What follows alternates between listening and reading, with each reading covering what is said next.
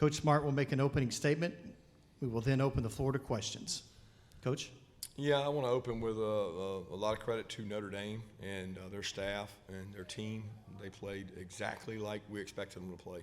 Physical, tough, don't beat yourself, and they did that. They did those exact things, right? They got 2 turnovers, and we didn't, and they returned a kickoff for a touchdown. So we basically spotted them, probably 14 points off of that, and costed ourselves a possession in the red area when we fumbled down there. But, they did a really good job. They play really hard, physical, ran the football, so do we. Those two mirror each other. I think both defenses played well, and we turned the ball over, and they didn't. And they gave us problems in the pass game with the sack and the sack fumble. So give them a lot of credit. That takes nothing away from these men on the stage and the seniors that are part of this class. I mean, absolutely incredible. I just told them what they went through this year and what they played and how they played, the resiliency, the injuries that we've had, and to win an SEC championship, which I have so much respect for our conference, and to win some of the comeback games they won and never quit, even in this game, never quit.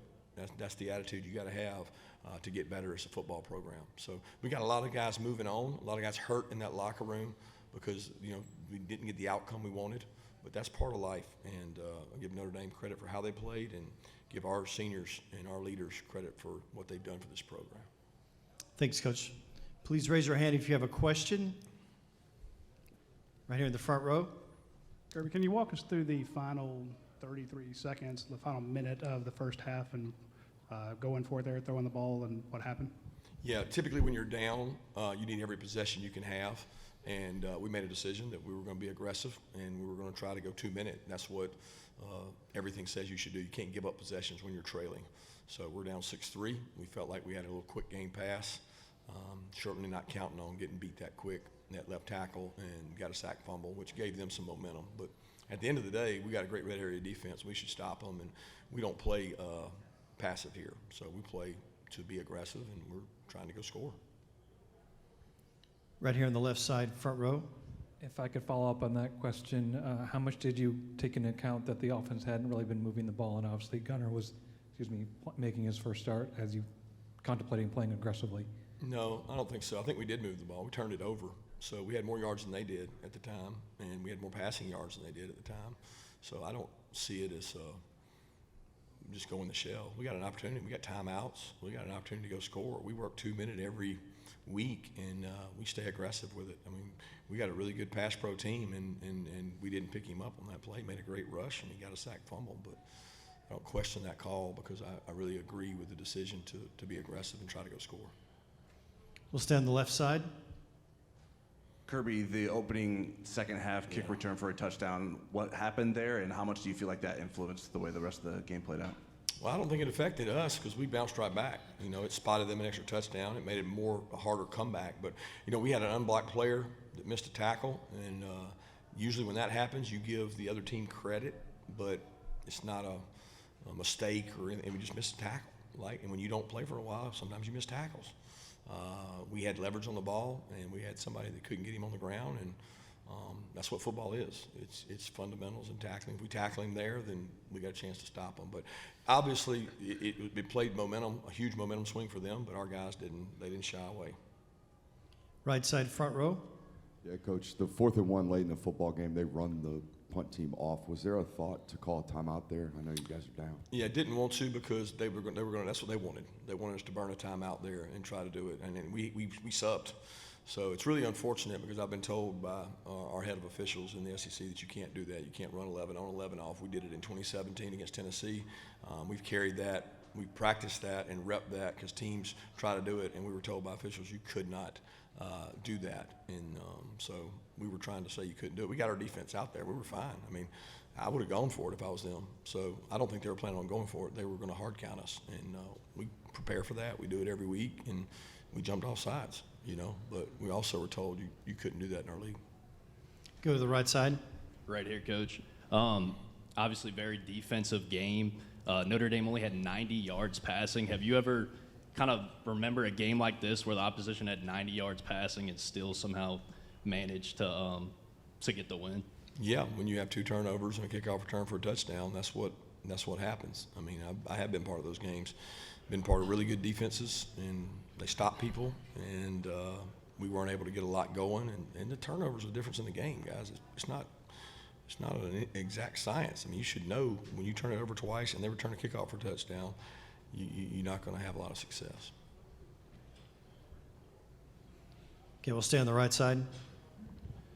Kirby, you had a long completion down to Arian Smith, and you get a sideline warning, sideline interference there. The ball comes back. Walk us through what happened there. What were your thoughts? Yeah, very unfortunate. We had I said a coach, but I think it was a player, what I've been told, in the white. You know, and the white is reserved for the officials. That's a safety concern. And most of the time they'll grant you a warning on that.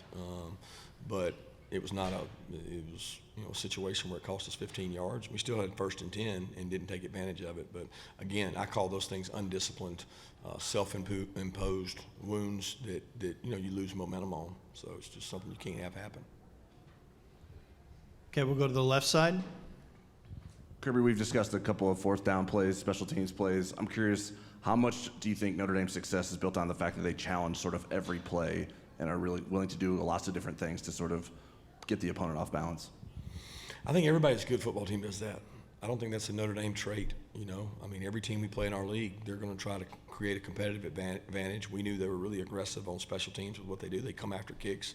I mean, they had 2 roughing the kickers that were running into the kicker. That's a subjective call, right? So that's a decision he has to make as to what it is. Those could be 1st downs. But there's nothing different they do we prepare for it. You try to out-execute people. We had the same situation with them. Go to the right side, second row. Kirby, you mentioned that you were told previously in a different game you can't run 11 on, 11 off. I saw you trying to talk to the officials. Did they ever come over and talk to you, the head official or anything like that? Never gave me a real clear answer. Never gave me a real clear answer. My real question was about Gunnar Stockton, first start. Your thoughts? Gunnar did some good things. Anytime you don't have pass pro, it's tough. And he had some tough moments out there when it's your backside and you can't see it coming. That's tough. I thought he tucked it down and ran. He got us out of a couple sacks with his feet and legs, threw the ball away, did some good things there. But obviously it wasn't enough with the 2 turnovers. And we got to be better for sure. All right, left side, second row. Kirby, you had mentioned the missed tackle on the kickoff and said about hadn't tackled in a while, and you talked before the game about the layoff. I'm curious how much you felt it was a factor. I really didn't. I thought we tackled well as a defense, better than I expected. We built a wall on the run game. They had some success with quarterback run late and got some things out as we started to take more chances. But I thought our guys were in good shape, good condition. I wouldn't change anything we did leading up to it. I mean, I thought that our preparation was good. We got to run extra yesterday. I was really pleased with that. All the players felt confident about that. I did not think we had a conditioning issue, and I did not think it was a tackling issue. We did miss one on kickoff, but that was an offensive player. He doesn't tackle as much as anybody because he plays on offense. Okay, we'll stay on the left side in the middle. Jalon, your first year, you guys win a national championship. Last year, you guys get left out of the playoff. You talked about it earlier in the week, saying you felt slighted that you weren't there. Now you fall here in the quarterfinals. How does this feeling compare to that one of last year? Yeah, it hurts. Last year, of course, we didn't have our appearance in the college football playoff, but we did have the appearance in the Orange Bowl, and we ended it off the right way against Florida State. And unfortunately, we didn't end it off the right way this year. I just know that we played and gave it all. Offense and defense gave our all. So I wouldn't trade this moment for anything at all. It was just a great, hard-fought battle. All respect to Notre Dame. Physical offense, hard-fought offense, well coached, and they just did what they needed to do. Please raise your hand if you have a question. Go to the right side, third row. Tate, you look kind of beat up there. Talk to us about how you feel right now. It just hurt. A lot of emotions after that kind of loss and this kind of situation. So, of course, we'd rather go the other way, but just a lot of emotions going through the head right now.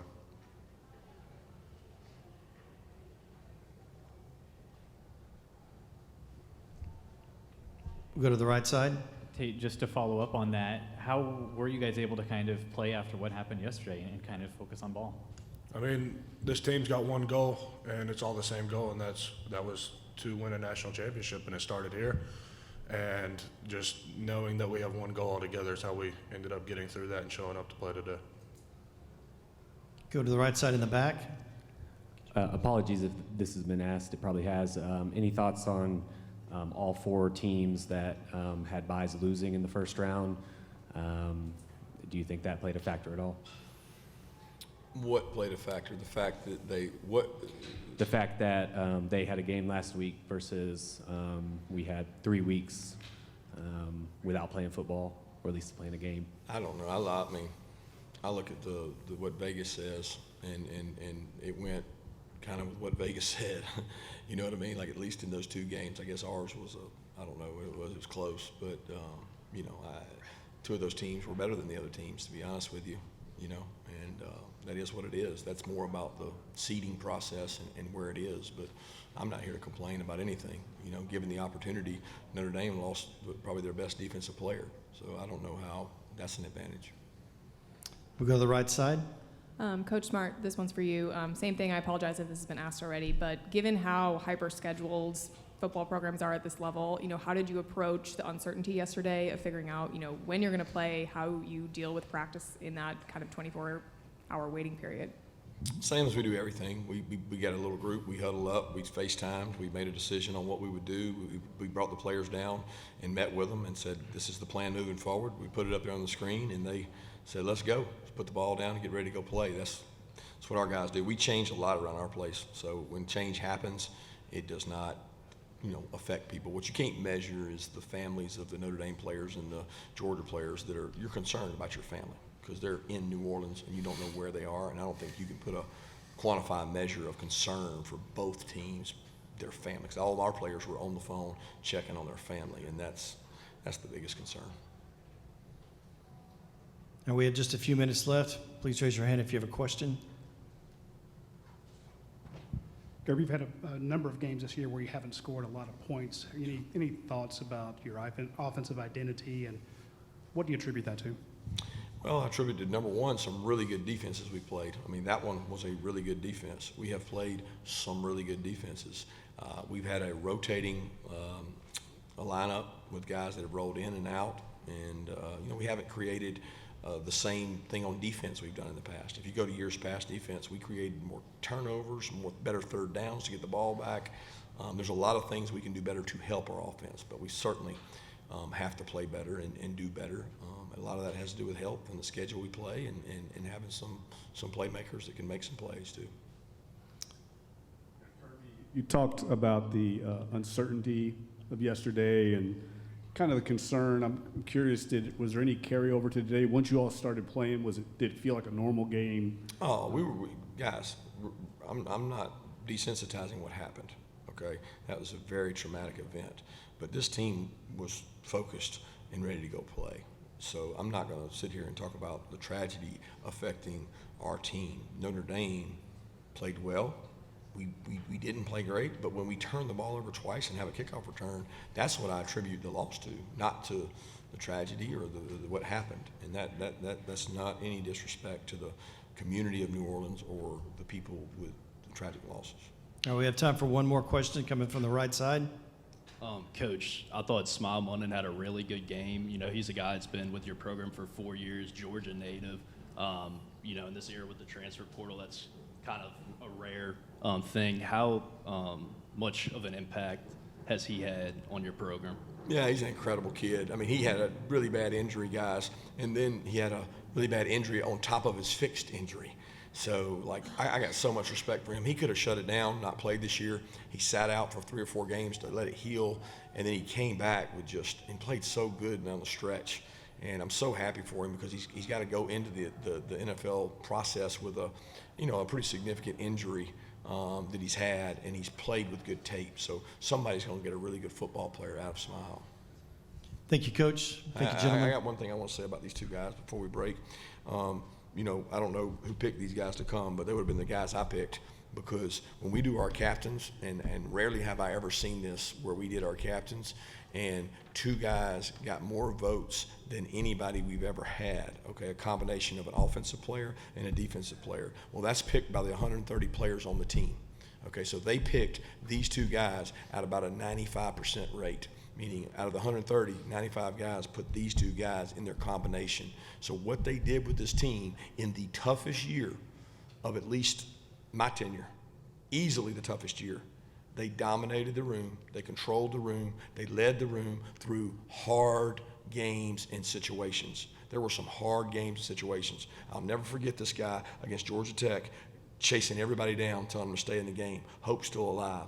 This guy doing the coin toss and saying we're about to win this game in overtime. And I know today will be written about, and that's fine.